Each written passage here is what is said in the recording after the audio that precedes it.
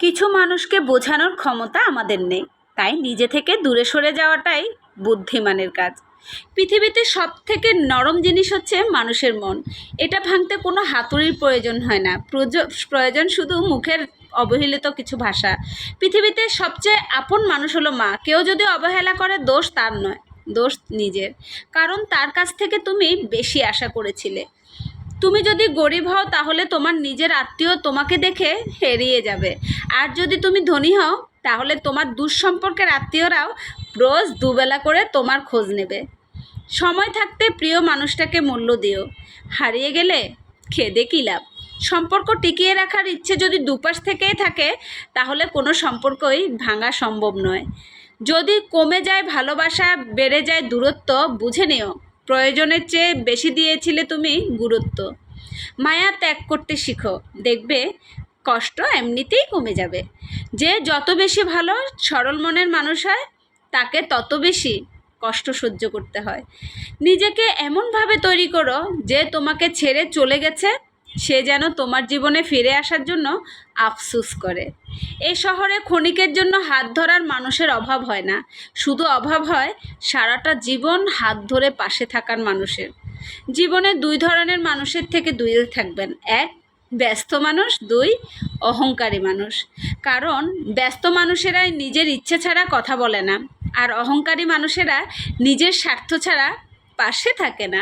কিছু কিছু সম্পর্ক শেষ হয়েও হয় না।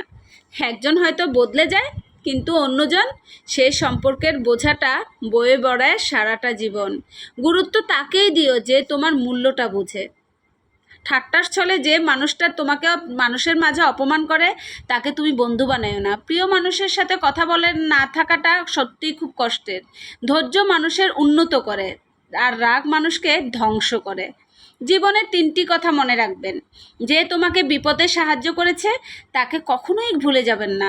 আর যে তোমাকে ভালোবাসে তাকে কখনো ঘৃণা করবেন না। আর যে তোমাকে বিশ্বাস করে তাকে কখনোই ধোঁকা দিও না। সব সহ্য করা যায়, কিন্তু প্রিয় মানুষের অবহেলা সহ্য করা যায় না। একতরফা ভালোবাসাগুলো এমনই হয়। একজন পাগলের মতো ভালোবেসে যায়, আরেকজন পাগল ভেবে শুধু অবহেলাই করে যায়। অনুভূতি, ভালোবাসা, মায়া, এগুলো যত কম খরচ করবেন, মানুষ আঘাত করার সুযোগ ততই কম পাবেন। কোনো অভিযোগ নেই আর কখনো থাকবেও না, আছে শুধু অভিমান, যা কখনো ভুলবও না। সময়ের সাথে সাথে যদি তোমার সম্পর্ক নষ্ট হয়ে যায়, তাহলে বুঝে নিও সেই সম্পর্কের ভালোবাসা নয়, প্রয়োজন ছিল। সম্পর্ক কখনো তৃতীয় ব্যক্তির জন্য ভাঙে না, সম্পর্ক ভাঙে তার জন্য যে তৃতীয় ব্যক্তিকে প্রশ্রয় দিয়েছে। সত্যিকারের ভালোবাসার মানুষ তো সেই যে ঠান্ডা লাগা গলা আর কামড়ানো গলার পার্থক্যটা বুঝে। আঘাত ছাড়া জীবনে উন্নতি হয় না। জীবনে যত আঘাত পেবে তত কাছের মানুষগুলোকে চিনতে পারবে। কারণ সময়টা হয়তো অতীত হয়ে যায়, কিন্তু মানুষের খারাপ ব্যবহারটা কখনোই অতীত হয় না। যেটা আমি এখনও জানি, এখনও পর্যন্ত আমি সেটা যখনই মনে ওঠে তখনই আমার তাদের সাথে কথা বলার রুচিই হারিয়ে ফেলি। কিন্তু কি করব, আত্মীয় তো। ভালো আছেন কিংবা ভালো আছেন নাকি সেটা জিজ্ঞাসা করতে তো হয় সামনে থাকলে, কিন্তু বিশ্বাস করেন, যারা আমাকে অপমানি দিয়ে বা আঘাত দিয়ে কথা বলেছে, যারা আমার সবচেয়ে প্রিয় মানুষ, আমার হাজব্যান্ডকে কষ্ট দিয়েছে, তাদের সাথে কথা বলার রুচিটাই আমার নেই। কিংবা আমার সন্তানকে যারা অবহেলা করেছে, কারণ তাদেরকে নিয়েই আমার জীবন। যাই হোক, ভালো থাকবেন। আসসালামু আলাইকুম। কথাগুলো যদি ভালো লাগে এই ফোনটাকে লাইক দিয়ে শেয়ার করে দেবেন। আল্লাহ হাফেজ। আমার নাম পুনম।